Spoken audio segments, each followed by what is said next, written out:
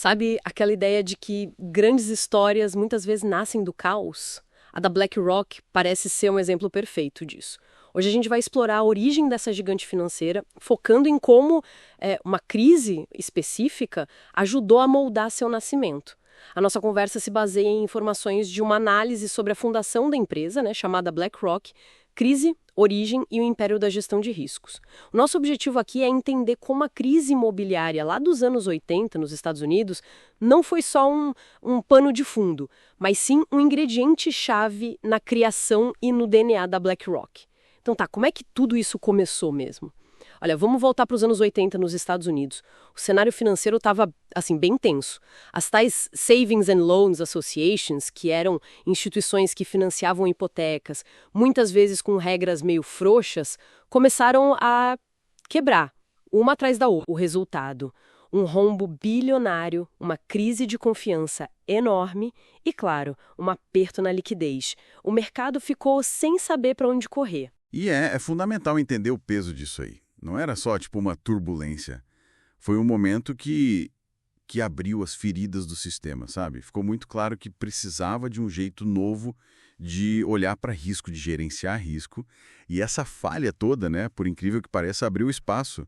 Uma oportunidade para quem estava pensando diferente. E é aí que entra o Larry Fink. Isso. Ele trabalhava no First Boston na época e sentiu na pele o impacto da crise.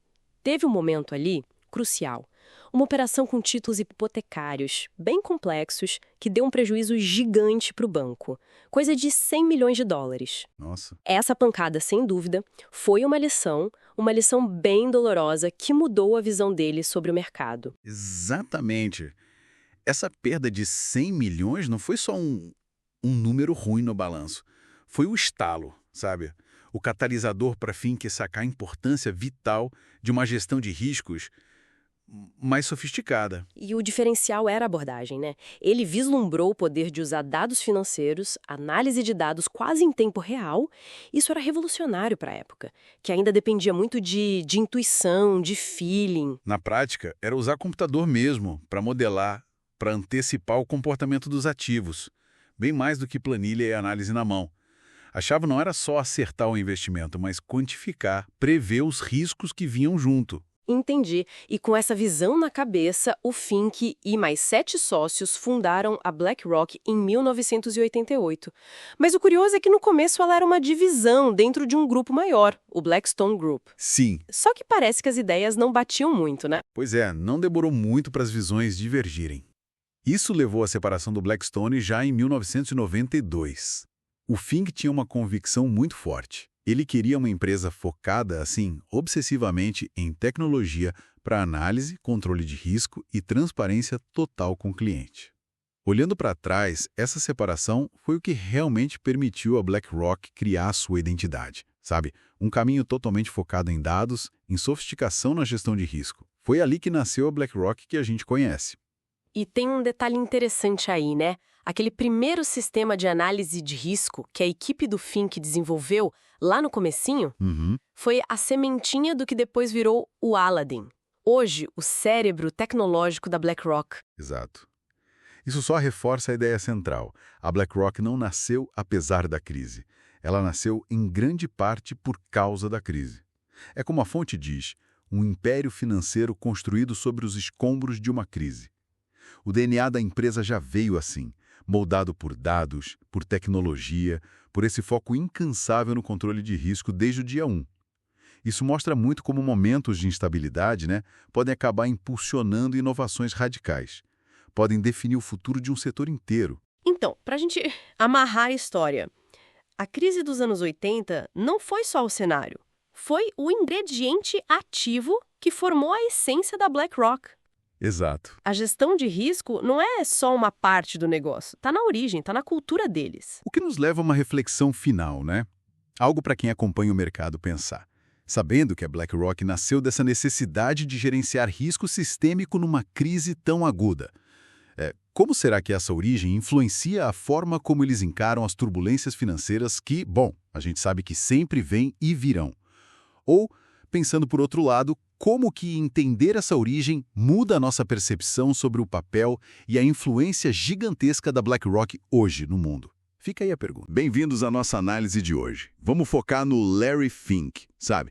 E no papel dele na criação, na verdade, na ascensão da BlackRock. Que hoje é a maior gestora de ativos do mundo, né? Mais de 10 trilhões de dólares sob gestão. É impressionante. Exato. A gente vai usar aqui uns trechos da obra Larry Fink, A Mente por Trás da BlackRock, para entender um pouco a cabeça dele, as estratégias que definiram essa gigante. A mentalidade por trás de tudo. Isso. Ok, vamos desempacotar isso. Bom, a história dele começa bem, né? Lá no First Boston, anos 70. Carreira brilhante. Sim, ele era bom. Especializou-se em títulos lastreados em hipotecas, que era uma área, bem complexa para a época. E ele se destacou rápido. Mas aí, no final dos anos 80, veio o tombo. Aquele erro catastrófico. Exato. Uma aposta que deu muito errado em derivativos hipotecários, instrumentos financeiros bem sofisticados, né? Sim, e complexos de avaliar o risco. Resultado, uma perda de uns 100 milhões de dólares para o banco. Assim. Aqui é onde fica realmente interessante. Porque quase acabou com a carreira dele ali mesmo. Pois é. Mas foi esse momento, essa crise, que virou a chave para tudo que veio depois. É incrível pensar nisso, né? Totalmente. E o que é fascinante aqui é como essa falha, essa pancada moldou a BlackRock inteira. Como assim? Aquele trauma, sabe, gerou no Fink uma obsessão. Quase uma religião mesmo pelo controle de risco. Um controle muito rigoroso. Ah, entendi. A resposta dele não foi só ser mais cuidadoso, foi tecnologia. Foi usar dados numa escala que ninguém fazia na época. Ele percebeu que para não errar de novo, precisava ver o risco de um jeito diferente. E foi daí que nasceu o Aladdin, essa plataforma famosa. Precisamente. Aladdin é uma sigla, né? Asset Liability Debt and Derivative Investment Network. Pensa nisso como, sei lá, um cérebro financeiro digital. Um cérebro. É, uma plataforma que analisa um volume absurdo de dados de mercado em tempo real para modelar risco, para prever cenários em carteiras de investimento super complexas. Nossa! O que foi revolucionário foi aplicar essa análise quantitativa, essa tecnologia, de forma tão sistemática, e o alcance disso hoje é gigante. Não é só a BlackRock que usa, né? De jeito nenhum. Bancos centrais, fundos soberanos, seguradoras, até governos.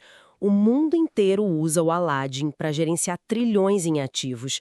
Virou o padrão da indústria, praticamente. Isso dá uma ideia da influência dele, do Fink, que vai muito, muito além de só gerenciar dinheiro, né? Com certeza. E essa influência aparece na figura dele também, né? Ele virou meio que um conselheiro informal para gente muito poderosa no mundo.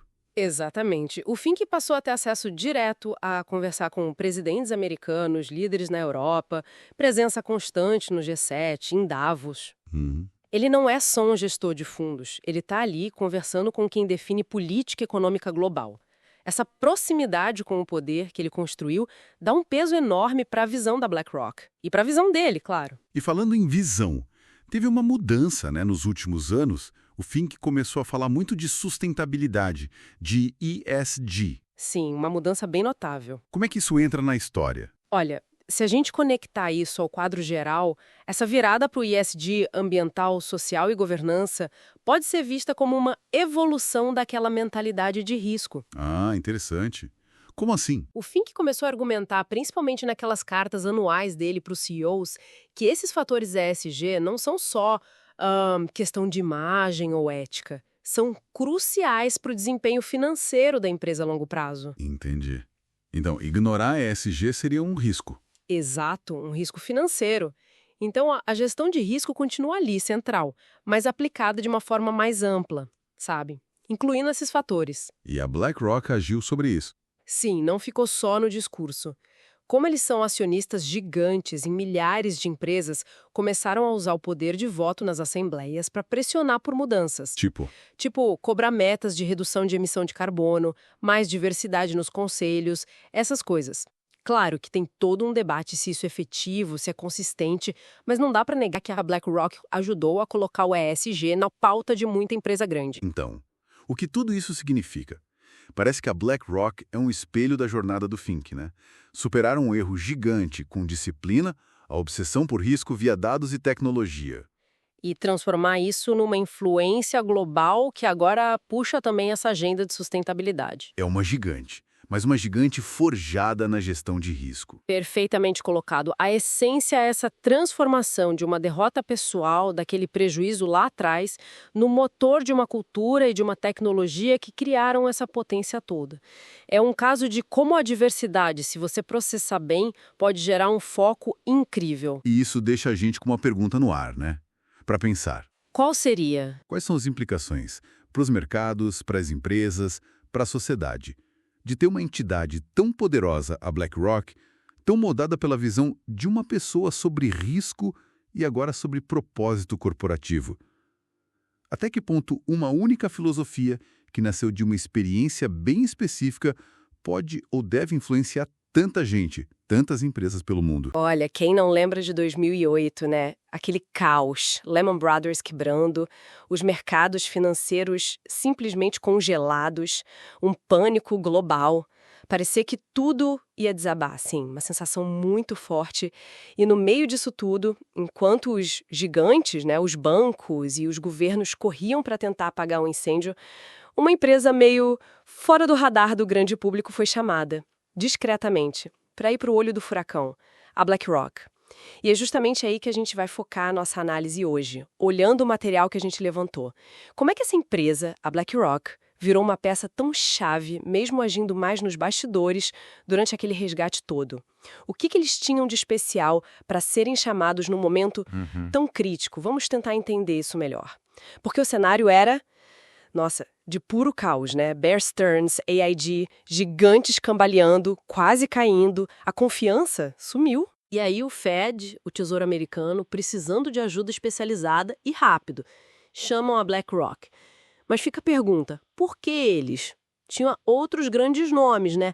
Qual era o diferencial da BlackRock ali? Olha, o que é interessante, e as fontes que a gente viu apontam para isso, é uma combinação de fatores, sabe?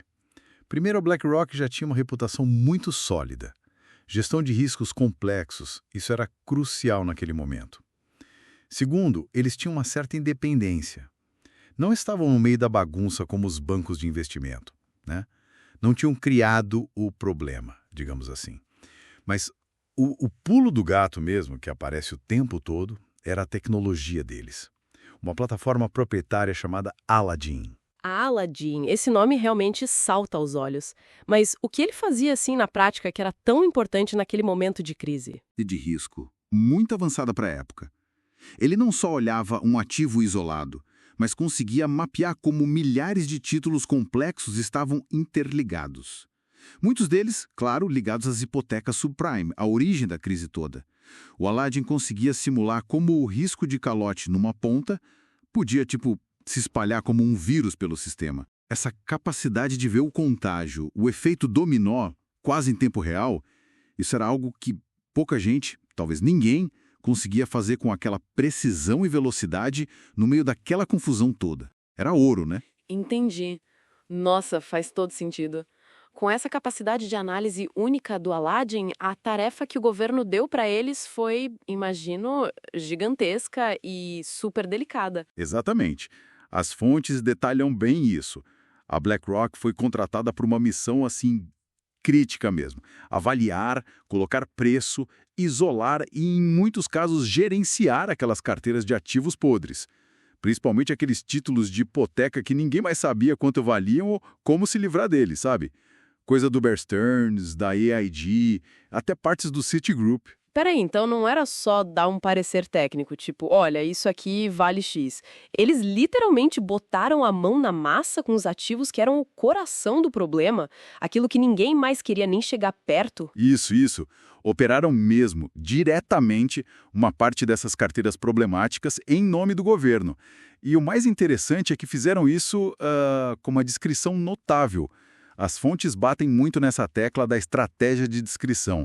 Mesmo com contratos bilionários, um papel central nos resgates, a BlackRock evitou os holofotes. Mídia, Congresso, ficaram na deles o máximo possível. E por que essa descrição toda? Qual a vantagem disso para eles? Se a gente conecta os pontos, essa atuação mais quieta, nos bastidores, foi fundamental para construir e manter a confiança, né? Pensa bem, O setor financeiro estava totalmente desacreditado. Agir de forma técnica, sem alarde, focado nos números, nos dados do Aladdin, isso reforçou a imagem deles como um operador neutro, competente. Quase como um braço técnico do governo, sabe? Isso acabou consolidando a posição deles como essa gestora dos bastidores do poder. Estavam ali, no olho do furacão, mas agindo nas sombras. Estratégico. Faz muito sentido. E o impacto disso tudo no longo prazo para a BlackRock? Porque a crise foi um desastre para tanta gente, tantas empresas. Pois é, e aí que está o paradoxo. Para BlackRock, a crise de 2008 foi, na verdade, um momento de consagração. O caos, para muitos, foi a validação definitiva da expertise e da tecnologia deles. Isso consolidou a empresa não só como uma gigante na gestão de ativos, que já era, mas como uma entidade quase institucional. Uma referência em gestão de risco que passou a ser procurada por bancos centrais, governo no mundo todo em outras crises depois. Tipo na Europa. Foi um divisor de águas mesmo. Catapultou eles para um nível de influência global que, nossa, é difícil até de comparar no setor financeiro. Impressionante essa virada, né? É.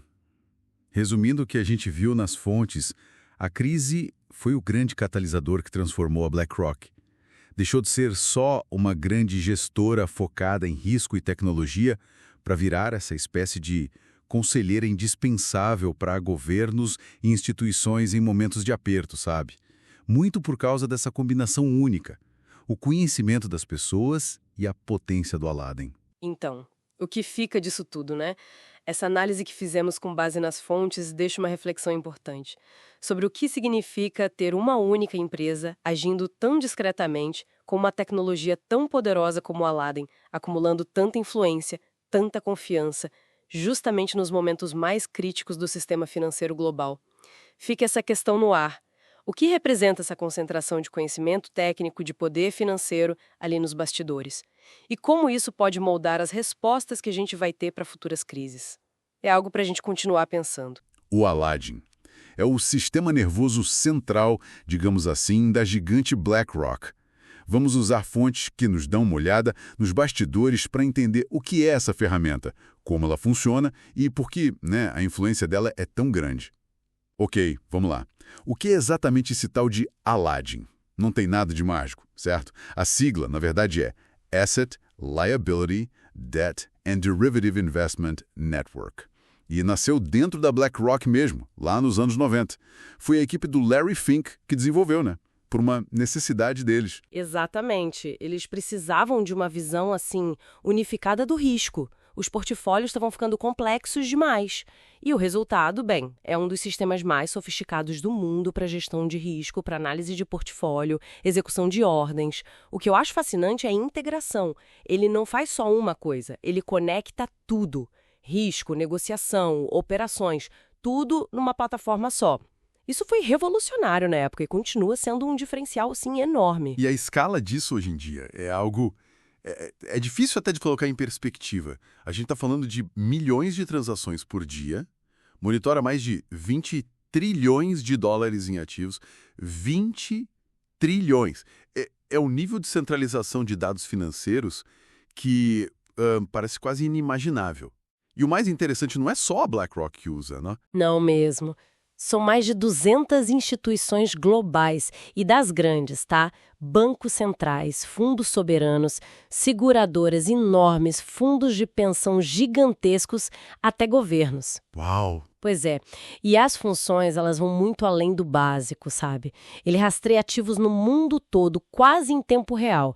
Permite simular cenários de crise, tipo o que aconteceria numa nova crise de 2008. Ou, sei lá, uma pandemia. Como as carteiras iriam reagir? Entendi. Teste de estresse em larga escala. Exato. E calcula muitos tipos de risco, crédito, mercado, liquidez, risco da contraparte, para cada ativo, individualmente. Automatiza operações com base em regras pré-definidas e talvez o ponto mais comentado, a capacidade de identificar focos de tensão no mercado e identificar antes de virar notícia na mídia. Isso aqui é interessante. Como ele faria isso na prática, essa detecção antes da hora? Imagina, por exemplo, o sistema detecta vendas pequenas, mas que parecem coordenadas de um tipo específico de título de dívida.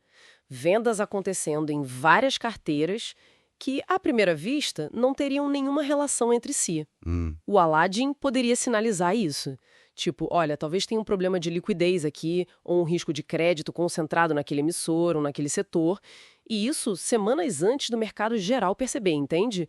Ele busca padrões muito sutis num mar de dados, coisa que um analista humano dificilmente conseguiria conectar tão rápido. Faz sentido. E essa capacidade toda vem de um poder computacional, imagino, gigantesco, né? Há quem diga que supera qualquer outra plataforma privada de investimento. Sim, a infraestrutura por trás é colossal. É muito dado, muito processamento. Mas aí é que tá. Essa mesma centralização e esse poder todo levantam questões importantes. E críticas bem sérias também. A principal preocupação é o chamado risco sistêmico. Risco sistêmico? Mas peraí, a ferramenta não é justamente para gerenciar risco? Parece um paradoxo. É um paradoxo, sim. A questão não é tanto a qualidade do Aladdin em si. Isso é amplamente reconhecido. O sistema é bom. O problema é a concentração. Quando você tem tantas instituições financeiras cruciais, todas dependendo do mesmo cérebro eletrônico para avaliar risco e tomar decisões. Ah, entendi. O que acontece se esse cérebro falha? Exatamente. Pensa numa falha técnica, um erro nos dados que entram, ou até um ataque cibernético. Poderia, sei lá, congelar trilhões em ativos, ou disparar vendas automáticas em cascata, baseadas em informação errada. O efeito dominó seria devastador para a economia global. A interconexão vira uma vulnerabilidade, entende? Claro, faz todo sentido. Então, como o mercado lida com essa tensão entre a supereficiência e esse risco concentrado? Curiosamente, né, apesar dessas preocupações serem legítimas e reguladores e analistas falam sobre isso, a confiança no Aladdin parece que só aumenta. Ele virou quase um selo de qualidade, um padrão na indústria para gestão sofisticada de risco. E, claro, isso só reforça a imagem da BlackRock como a grande mestre em gerenciar riscos, o que, por sua vez, atrai mais gente para usar o sistema.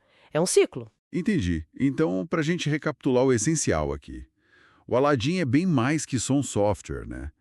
Ele é quase a materialização da filosofia da BlackRock. Rigor, dados para tudo, controle. Um verdadeiro centro nervoso digital para navegar nesse mercado financeiro complexo de hoje. Exato, é isso mesmo.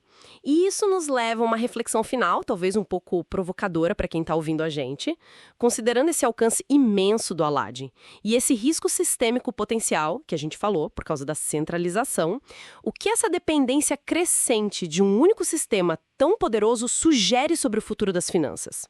A gente está caminhando para mais estabilidade, por causa dessa super capacidade de análise, ou para uma fragilidade escondida, onde a transparência talvez diminua e um único ponto de falha pode ter consequências globais? É uma pergunta que fica em aberto, né? Para a gente pensar. Sabe, quando a gente pensa em quem manda nas grandes corporações, vem logo à mente os CEOs, né? Os conselhos. Mas será que são eles mesmo? Quem realmente puxa as cordas ali por trás das cortinas, influenciando decisões que, bom, afetam tudo na nossa vida. Hoje a gente vai mergulhar fundo na influência, assim, gigantesca e muitas vezes bem discreta da BlackRock. Vamos usar as fontes que analisamos para entender como essa gestora virou uma acionista tão crucial no mundo todo. É um ponto excelente, porque a BlackRock hoje ela é acionista relevante, quer dizer, um dos maiores donos de ações em quase toda grande empresa de capital aberto que a gente possa imaginar. Pensa aí, Apple, Microsoft, Google, Amazon, a lista é enorme. E aqui no Brasil, a mesma coisa, Petrobras, Vale, Itaú, eles estão lá. É sistêmico mesmo. E a escala disso tudo é colossal. Estamos falando de uma gestora que administra, tipo, uns 10 trilhões de dólares, globalmente. 10 trilhões. Nossa, é impressionante essa onipresença. Mas como é que uma empresa só consegue ter participação em tanta coisa diferente assim? De tecnologia, commodity, qual é o segredo? Olha, a chave, o pulo do gato, tá numa coisa que parece técnica, mas o impacto é imenso. São os fundos passivos. Os famosos ETFs, né? Exchange Traded Funds.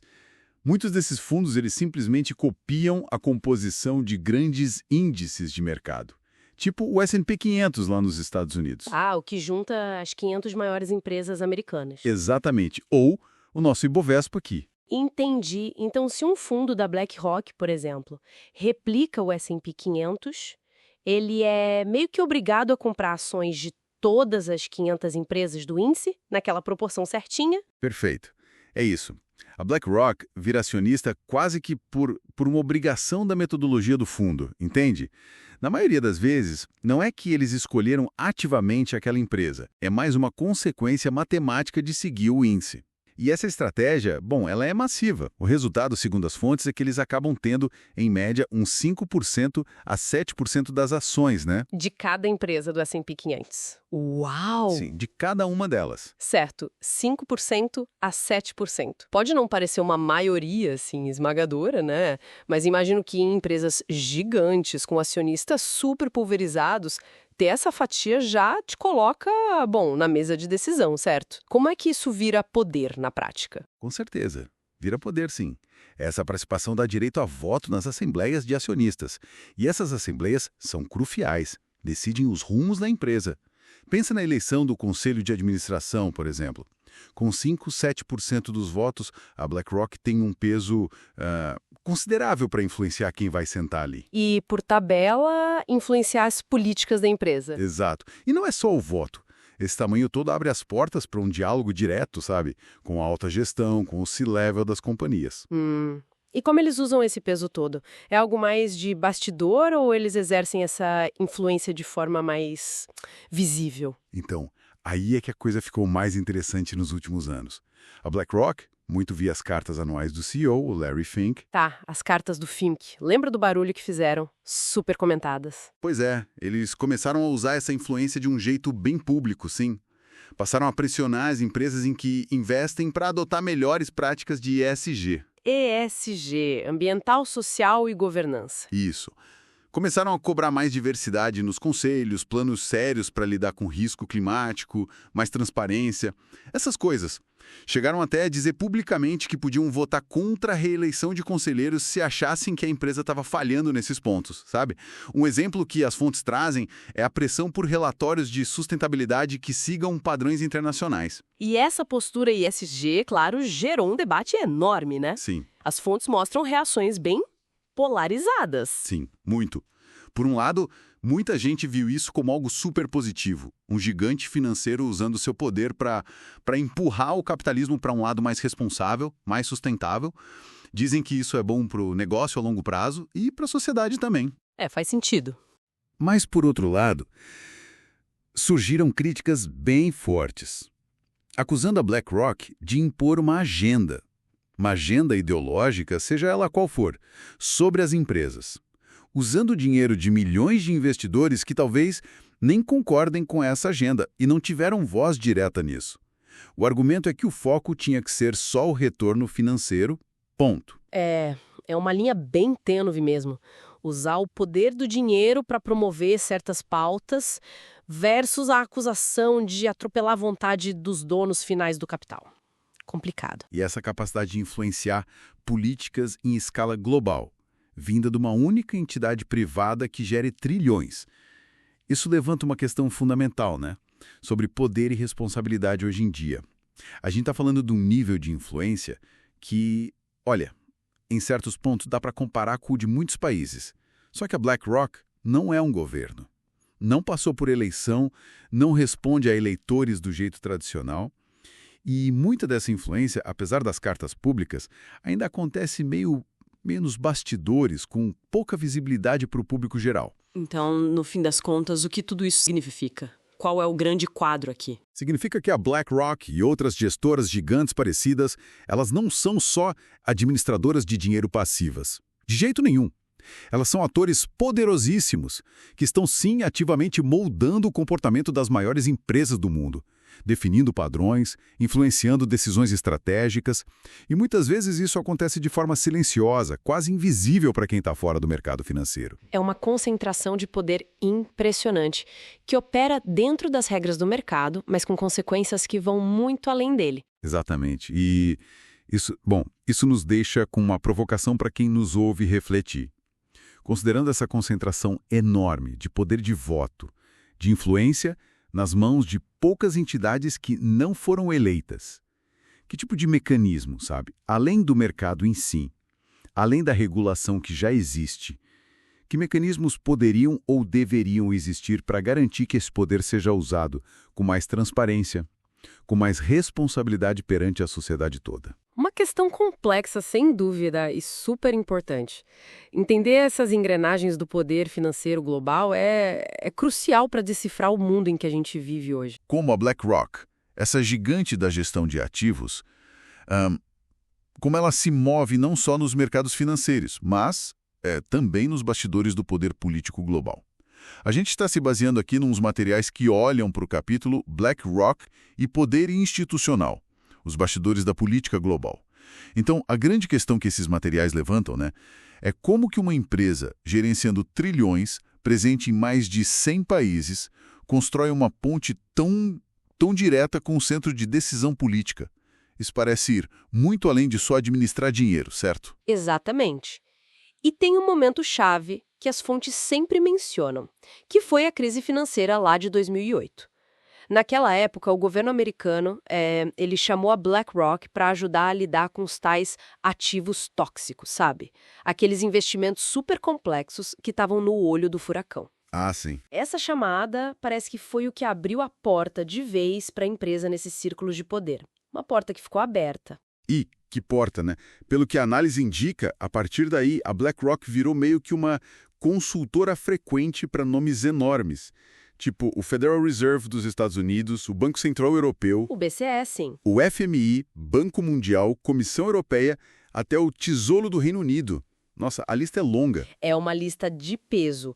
E mencionam até o Banco Popular da China em algumas operações pontuais. Impressionante. E essa proximidade ela se mostrou de novo em outras crises, né? Na pandemia de 2020, por exemplo, o Fed chamou a BlackRock mais uma vez. De novo. Para quê dessa vez? Para gerenciar programas de compra de títulos de empresas para tentar estabilizar a economia, né? Mas aí as críticas que as fontes levantam ficam mais fortes. Imagino. Questionava-se muito assim se era correto uma empresa privada administrar tanto dinheiro público e, principalmente, o risco dela operar com ativos que ela mesma poderia ter interesse em valorizar ou recomendar para os seus clientes, sabe? Entendi. Esse potencial conflito de interesses é um ponto central, então. E além dessa atuação mais, digamos, emergencial nas crises, os materiais falam de outra frente, né?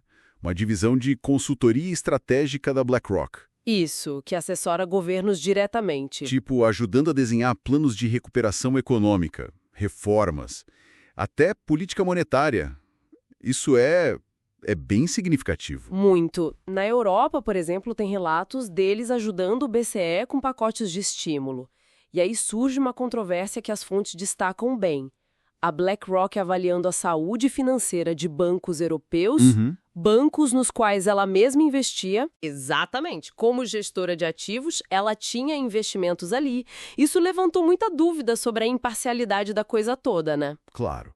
Então, qual é o ponto nevrálgico aqui? A preocupação maior que essas análises estão sinalizando. Olha, a preocupação principal que fica clara é essa concentração enorme de conhecimento técnico-financeiro e poder de influência numa única empresa privada.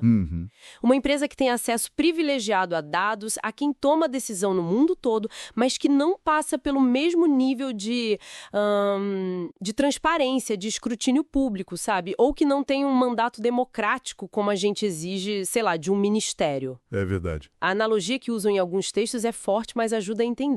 Falam que a BlackRock funciona quase como um Ministério das Finanças paralelo global. Ministério paralelo. Nossa, isso faz pensar sobre onde as decisões são realmente formatadas, né? E para adicionar mais uma camada nisso, as fontes até lembram daquele burburinho em 2021. Ah, sim! Do Larry Fink. Isso, o CEO da BlackRock sendo cotado para um cargo importante no governo Biden. Não aconteceu, mas só a especulação já esquentou o debate sobre a tal porta giratória, né? Com certeza. Essa porta giratória, essa movimentação de gente entre cargos altos no setor financeiro e posições do governo é sempre um ponto delicado. Levanta aquela pulga atrás da orelha sobre influência indevida, né? Se as políticas públicas não acabam, de alguma forma, favorecendo interesses privados específicos. Os materiais deixam isso bem claro. Então, para a gente amarrar um pouco o que a gente explorou desses materiais, a BlackRock parece ter ido muito além do papel de só gerenciar dinheiro. Ela surge como essa consultora super influente para governos, meio que uma administradora de crises nos bastidores e potencialmente até uma modeladora de políticas públicas globais. Uma atuação discreta, talvez, mas descrita como muito, muito poderosa. Exato. E isso tudo nos deixa com uma questão para pensar, né? Uma reflexão que vem direto dessa análise. Se a gente tem essa conexão tão forte entre um poder financeiro privado gigantesco e quem faz as políticas públicas globais, que tipo de mecanismo, que tipo de salvaguarda poderia na prática equilibrar as coisas? Equilibrar a necessidade óbvia de ter essa expertise técnica ainda mais em crises, com a exigência que é fundamental de transparência, de responsabilidade e de legitimidade democrática nessas decisões que afetam todo mundo.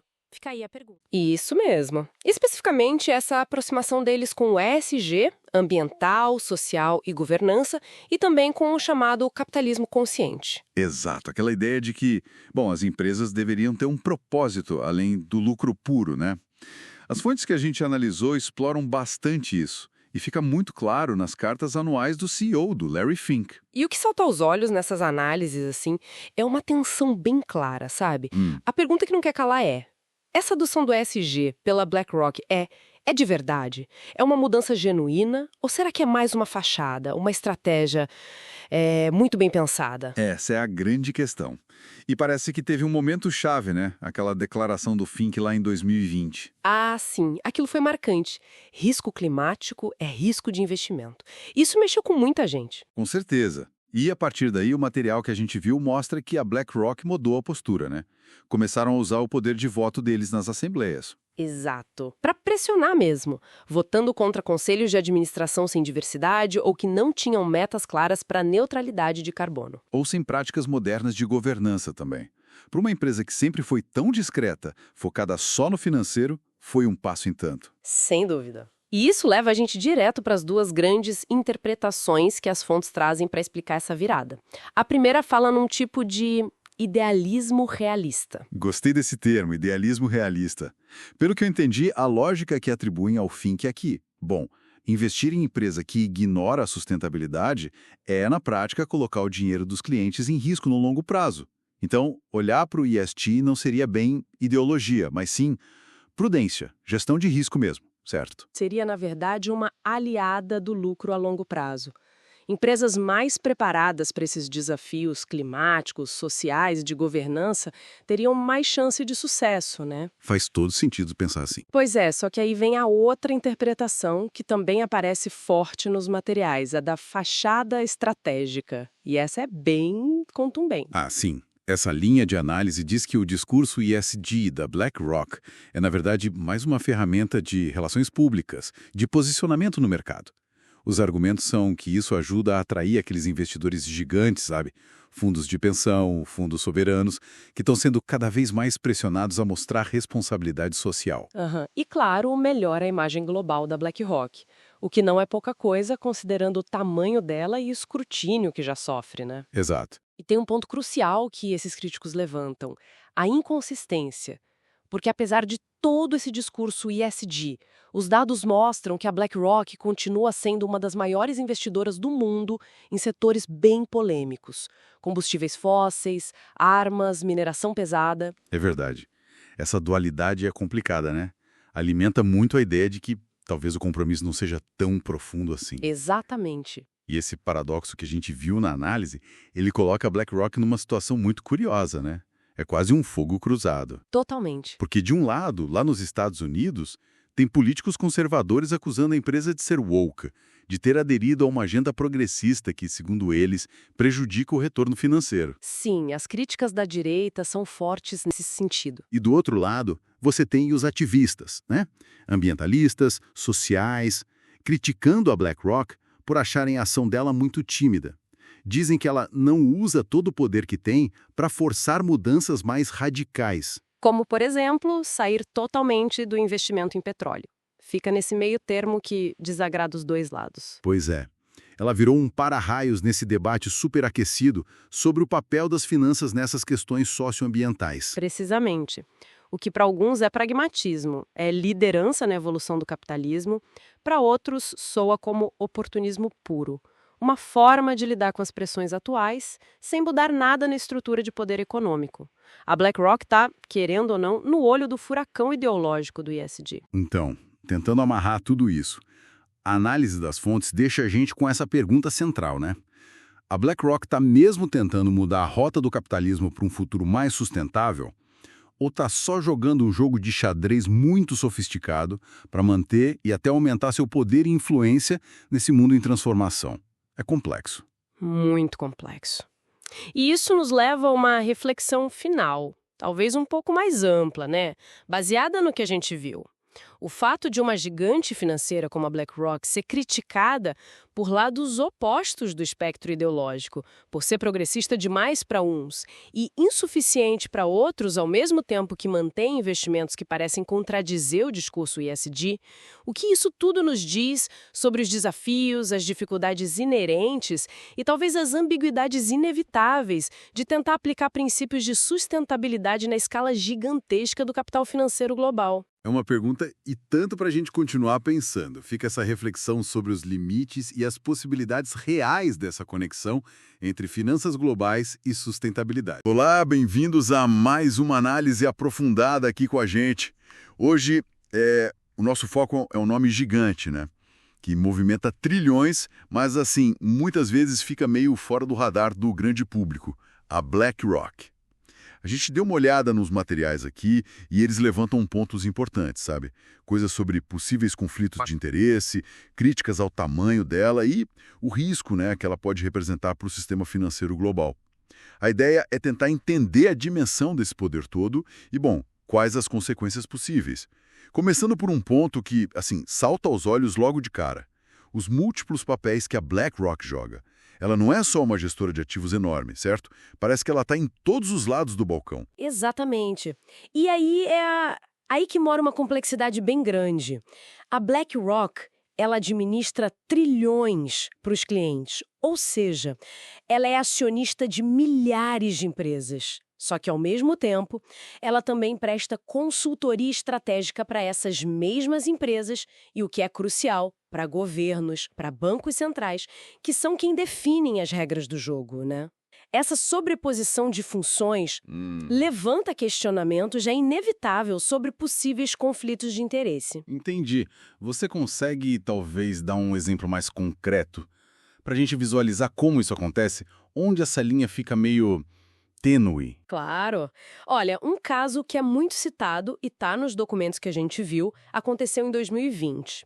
O Federal Reserve, o Banco Central Americano, contratou a BlackRock para gerenciar os programas emergenciais lá de compra de ativos. Isso incluía ETFs de títulos de empresas.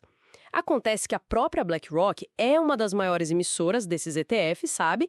E aí, durante o programa, alguns fundos dela venderam títulos para o Fed, justamente através desses mesmos programas que ela estava ajudando a gerenciar. Nossa! Assim, legalmente pode estar tudo certo, dentro das regras, mas a percepção de fora é complexa. Tem até uma citação interessante de um ex-regulador, né, que dizia: a BlackRock é, ao mesmo tempo, árbitra e participante do jogo. Árbitra é participante? Isso. Ela está definindo e executando as regras, enquanto também está jogando no campo. Faz todo sentido. E ser árbitro e jogador ao mesmo tempo? Bom, isso leva a gente a pensar na escala, né? Os números são absurdos. Coisa de 10 trilhões de dólares sob gestão. Como que esse tamanho todo vira um risco real para o sistema financeiro? Esse é o famoso risco sistêmico, quando uma única empresa fica tão grande e tão interconectada. A gente está falando de um volume de ativos que, olha, supera o PIB de quase todos os países do mundo. Ela está presente em mais de 100 países, em setores essenciais. Então, qualquer problema ali, qualquer solavanco, pode gerar um efeito dominó. Uma falha técnica, uma crise de confiança, até um erro de cálculo numa empresa desse porte. Não seria um problema isolado, entende? Poderia desestabilizar mercados inteiros globalmente. E a tecnologia, ela entra pesado nessa equação de risco, né? O pessoal fala muito do sistema Aladdin. Sim, o Aladdin é peça central nisso. É uma plataforma de tecnologia, assim, super sofisticada, que a BlackRock usa para ela mesma e também licencia para centenas de outras instituições financeiras. Basicamente, ela analisa riscos, otimiza carteiras, processa um volume de dados gigantesco para guiar decisões de investimento que somam trilhões, né? O ponto crítico é que uma parte bem grande dessas decisões, ou pelo menos as análises por trás delas, tem forte influência de algoritmos. E embora sejam eficientes, claro, esses sistemas podem acabar amplificando movimentos do mercado, tanto para cima quanto para baixo. Especialmente em momentos de crise, de estresse, sabe? Eles agem quase que instantaneamente, numa escala massiva, e a supervisão humana às vezes fica limitada pela velocidade e pela complexidade de tudo. Entendi. Então, se algoritmos tomam decisões de bilhões e a empresa tem essa influência quase de governo, como fica a supervisão? E a transparência? Afinal, não é um órgão público. Pois é. E esse é outro nó, sabe? Outro ponto complexo que as análises trazem. A BlackRock é uma empresa privada. O dever dela é com os clientes e os acionistas. Ponto. Só que a influência que ela tem em políticas públicas, em regulações, na própria estabilidade financeira do mundo, coloca ela numa posição muito única, quase como uma entidade paraestatal. Mas sem a cobrança. Exato!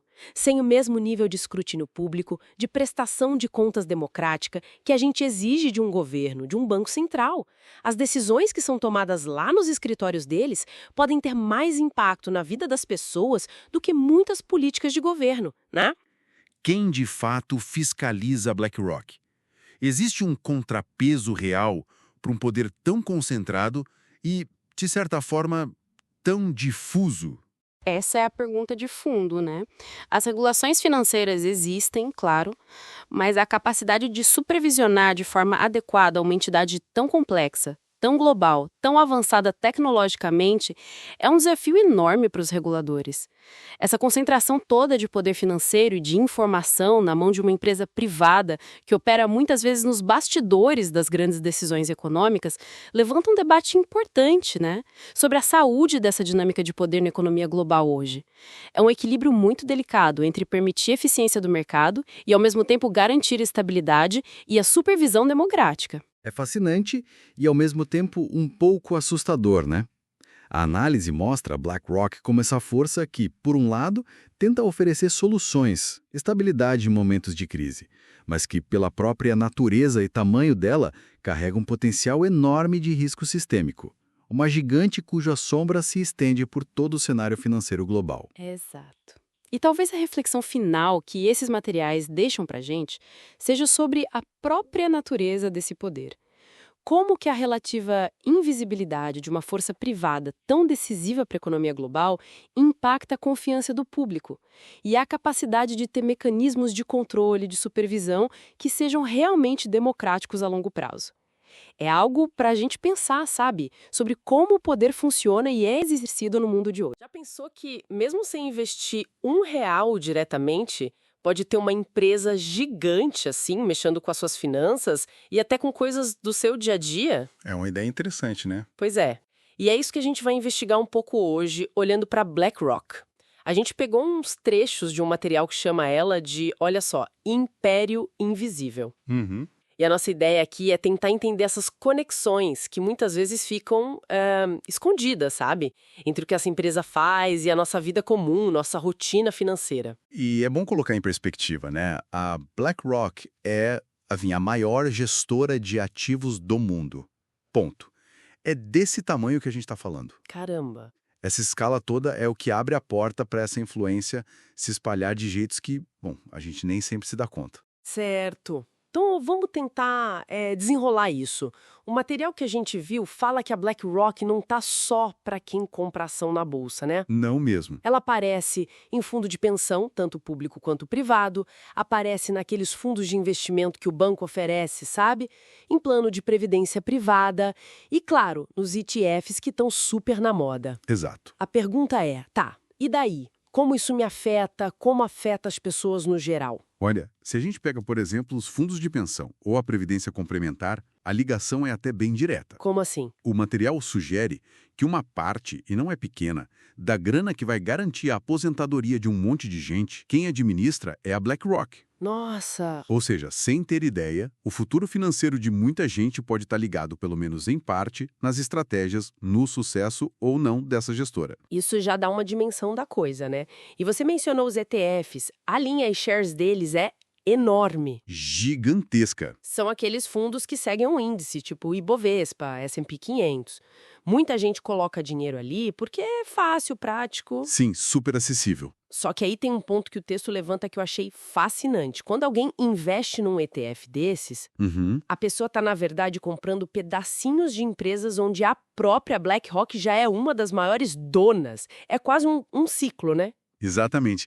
E aí que o negócio fica interessante mesmo, porque essa participação acionária gigante, a gente está falando de fatias enormes em empresas como Apple, Microsoft, Amazon, e até que no Brasil, tipo Petrobras, Vale. Certo. Isso dá para eles um poder de voto muito grande nas decisões dessas empresas, nas assembleias, sabe? E o que o material diz sobre isso? Qual a consequência? Então, a sugestão é que essa capacidade de influenciar o rumo das companhias pode ter reflexos bem práticos no nosso cotidiano. Tipo, que tipo de reflexo? O texto levanta a possibilidade de impacto, por exemplo, nos preços que a gente paga por produtos e serviços. Ou então, nas políticas ambientais ou sociais que as empresas adotam. Sabe, se elas vão ser mais verdes ou mais focadas em questões sociais. Entendi. Até mesmo no ritmo que a tecnologia avança ou nas condições de trabalho que as empresas oferecem. Pensa na influência sobre a estratégia de uma gigante de energia ou de alimentos. Faz sentido? As decisões que são tomadas lá, que podem ter o dedo de grandes acionistas como a BlackRock, acabam chegando aqui, no nosso custo de vida, nas opções que a gente tem. Entendi. Então, o ponto central que essa análise traz pra gente é que toda essa máquina, essa rede de influência, ela opera de um jeito muito discreto, né? Quase invisível mesmo para a maioria das pessoas. Exato. As decisões estão lá nos bastidores, mas os efeitos, bom, esses se espalham. Precisamente. Se a gente for resumir a ideia principal do que a gente leu, a BlackRock age como uma força bem importante por trás das cortinas da economia global. E, por tabela, acaba influenciando as finanças pessoais de muita gente. Entender um pouco esse papel é sim importante para a gente se situar nesse cenário todo. Ela é uma peça relevante nesse tabuleiro. Com certeza. E para fechar, fica aqui uma reflexão que veio direto dessa nossa conversa sobre o material, né? Que tipo de pergunta surge quando uma única empresa concentra tanto poder de influenciar, direta ou indiretamente, tanta coisa na economia? Tantas decisões de empresas que moldam o nosso dia a dia e muitas vezes a gente nem nota essa ligação. É algo para a gente pensar um pouco. Olá! Hoje a gente vai dar uma olhada mais a fundo no futuro da BlackRock, né? Usando uns materiais que fecham uma análise maior sobre eles. O foco é entender os desafios, as inovações, o que vem pela frente para essa gigante financeira. A ideia aqui é tentar destilar os pontos-chave, sabe? Obstáculos de regulação, avanços de tecnologia, novos caminhos que a BlackRock parece que vai ter que trilhar. Exato. E para a gente olhar para o futuro, é bom lembrar rapidinho do presente, né? Ou melhor, da fórmula que essas fontes descrevem para o sucesso deles até agora. Aquela combinação, assim, potente de tecnologia, muitos dados, controle de risco bem afiado e, claro, uma influência enorme nos mercados. É daí que a gente parte. E o primeiro ponto, assim, de tensão que salta logo de cara na análise é justamente esse. O tamanho e a influência da BlackRock.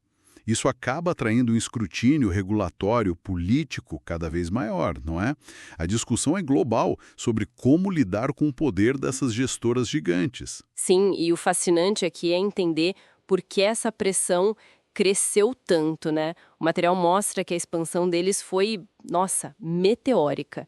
E com esse tamanho todo, é natural que surjam perguntas sobre risco sistêmico. Sim, o risco para o sistema todo. Exato. E sobre transparência, sobre a responsabilidade que vem junto com ser um jogador desse peso no cenário global, entende? Não é só tamanho, é o impacto que podem ter. Entendi. E essa pressão de fora não é o único desafio, né? A análise também fala bastante de outra frente, que é a inovação tecnológica. A gente sempre ouve do Aladdin, claro, mas o que essas fontes apontam como o próximo passo? O que vem depois? Então, o Aladdin é, digamos, a base sólida deles. Mas o que dá para tirar da análise é que a aposta agora é pesada mesmo. É inteligência artificial avançada, é machine learning e até blockchain, veja só. Blockchain também. Também. E não é só adotar por adotar, sabe? Parece uma corrida mesmo para manter a liderança, a vantagem competitiva na gestão de risco e principalmente para achar novas fontes de retorno, o tal do alfa. É quase sobrevivência na ponta da tecnologia. E parece que essa tecnologia toda se conecta com outro termo bem quente que o material traz, que é sustentabilidade, o ESG. O que a gente percebe ali é uma mudança de tom, não é? Parece que só falar sobre isso já não cola mais. Exatamente. O material sugere uma virada importante nisso. A demanda está crescendo muito. Vem dos investidores, dos governos, da sociedade em geral, por impacto real, ambiental, social, governança, o ESG, né? Ações climáticas que funcionem de verdade. Faz sentido. A tecnologia ajuda a medir, a reportar, claro, mas a cobrança agora é por resultado que a gente possa ver, sabe? Uma mudança concreta no jeito de investir, nas práticas das empresas. E, além dessa pressão por impacto e da corrida tecnológica, as fontes falam também de uma busca por expansão. Para onde a BlackRock estaria olhando, assim? A análise indica, basicamente, duas direções. Por um lado, mercados emergentes, buscando aquele crescimento mais tradicional. Mas, por outro lado, e aqui o terreno é mais incerto, eles apontam para áreas como finanças descentralizadas, o DeFi, né? Ah, o DeFi. Isso, que tenta recriar serviços financeiros sem os intermediários tradicionais. E também criptomoedas, outros ativos digitais. É uma diversificação que, segundo o material, traz junto uma boa dose de volatilidade, novas complexidades. É um jogo diferente. Quer dizer, o desafio é equilibrar esse tamanho todo que ele já tem com a agilidade para navegar nessas águas novas e, bom, meio turbulentas, né? Precisamente. E aí, juntando tudo isso, o estudo levanta uma questão sobre a missão maior que talvez a liderança da BlackRock esteja buscando, sabe? Algo como construir um legado que vá além do lucro puro e simples. Um legado com sustentabilidade, com ética, com inovação. E isso leva à pergunta central que parece permear toda a análise. Esse tamanho gigantesco da BlackRock vai ser, no final das contas, a maior força deles ou seu maior inimigo? O seu calcanhar de Aquiles. Então, para a gente recapitular o cenário que essas fontes desenham, a BlackRock está lidando com uma pressão regulatória forte por causa da escala. Está numa corrida tecnológica, com IA, blockchain na mira, enfrenta também uma demanda crescente por ESG de verdade, com impacto real, e ao mesmo tempo está explorando fronteiras financeiras novas e arriscadas, tipo DeFi e cripto. É um equilíbrio bem delicado, parece. É um malabarismo em tanto. E para fechar, talvez uma reflexão que fica meio que implícita no que foi discutido, né? Considerando a influência enorme da BlackRock, que não é só pelo dinheiro que gerenciam, mas também por ferramentas como o Aladdin e o peso que tem em ESG, qual seria a responsabilidade não declarada da empresa? Será que eles estão, talvez até sem querer, ajudando a moldar não só os mercados financeiros, mas também, tipo assim, os padrões globais de como as empresas devem agir e até o ritmo com que a tecnologia financeira avança? É algo para a gente pensar sobre o alcance real de um gigante como esse no mundo de hoje.